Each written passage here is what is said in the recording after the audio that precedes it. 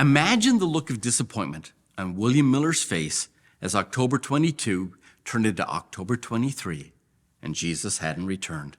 The disappointment for William Miller and hundreds of thousands of others was staggering. Now, I don't know about you, but if I were William Miller, I would have been wondering why in the world I was told to go and tell it to the world if what I was preaching was wrong. Why would God ask him to preach the soon return of Jesus if, in fact, Jesus wasn't coming? Why would God ask him to tell it to the world indeed? I've often asked myself that very question, and I think that Sister White was onto something. Take a look at Friday's lesson and then think about this. Did William Miller get the date right? He most certainly did. The 2300-day prophecy did in fact end in October 22, 1844. He actually got that right. And when he preached that there would be a cleansing of the sanctuary, did he get that right? Well, he most certainly did. It's right there in the prophecy. So what went wrong? He got the date right, but what he didn't understand was the event that would take place on that day.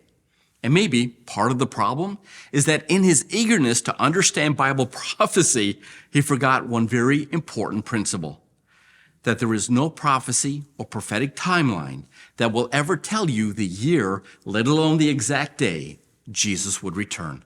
If William Miller had remembered that principle, he might have arrived at a very different conclusion. But that doesn't answer the question, why tell it to the world? Because Miller's message did a work in the hearts and minds of people around the world. Jesus was about to start the pre-Advent judgment, and Jesus wanted his church to be ready for that event.